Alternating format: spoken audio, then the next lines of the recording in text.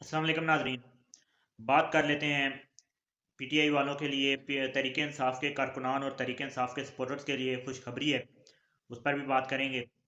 और दूसरी खबर जो है पंजाब की आवाम के लिए बहुत बड़ी एक खुशखबरी है, उस पर भी बात करेंगे। सबसे पहले चैनल को सब्सक्राइब, वीडियो को लाइक कर दीजिए। आगे बढ़ते हैं, बात कर लेते हैं सबसे पहले पंजाब में होने वाले जो स्मोग है और जो पंजाब में जिस तरह के हालात थे। जिस तरह मैं खुद पंजाब में रहता हूँ और स्मोक के काफ़ी ज़्यादा सेहत पर भी असरात थे। 1.5 लाख से ज़्यादा अफराद जो हैं वो अस्पतालों में दाखिल हुए और बहुत ज़्यादा मामला जो हैं वो ख़राब थे और स्कूलों में भी छुट्टियाँ थी और अभी भी छुट्टियाँ तो चल रही हैं स्कूलों में।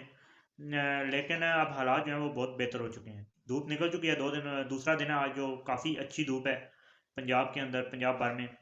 और उसकी वजह आप लोगों को बता दें, उसकी वजह ये है कि पंजाब में ख़ास तौर पे मैं चकवाल में रहता हूँ। वाकई उस दिन चकवाल में बारिश हुई और तलागंग, जेहलम और गुजर खान में ये मसनूई बारिश का कामयाब तजर्बा किया गया और मसनूई बारिश के बाद जो है वो स्मोक के हालात काफ़ी ज़्यादा बेहतर हो चुके हैं और एयर क्वालिटी पंजाब भर के अंदर काफ़ी ज़्यादा इम्प्रूव हो चुकी है।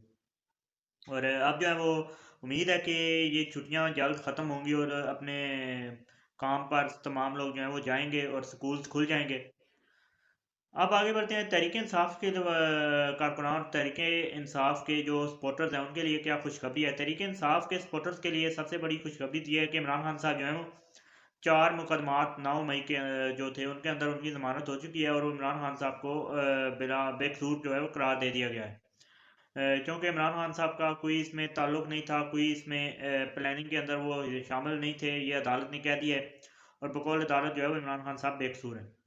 अब आगे बढ़ते हैं और इमरान खान साहब और तहरीक इंसाफ के लिए एक और खुशखबरी ये है कि अमरीकी कांग्रेस के 54 अरकान ने दोबारा से जो है वो ख़त लिख दिए है और इस ख़त के अंदर दोबारा से इमरान खान साहब की रिहाई का मुतालबा किया गया है।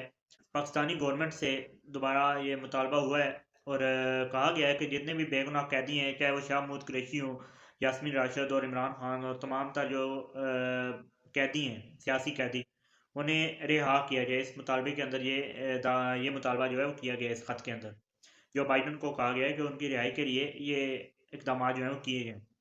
अब देखें इस खत का मेरे ख्याल से कोई ख़ास असर नहीं पड़ने वाला, क्योंकि मुल्की मामलात के अंदर सबसे पहले तो मुल्क की जो इस्टेब्लिशमेंट और मुल्क की हुकूमत जो है वो ज़्यादा असरअंदाज होती है बजाय बजाय इसके कि गैर मुल्की इस्टेब्लिशमेंट और गैर मुल्की हुकूमतें इन्वॉल्व हों।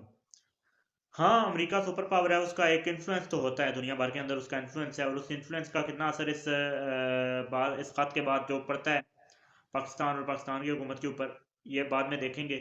फिलहाल के लिए इतना ही। चैनल को सब्सक्राइब, वीडियो को लाइक कर दीजिए। मुझे दीजिए इजाज़त। अल्लाह हाफ़िज़।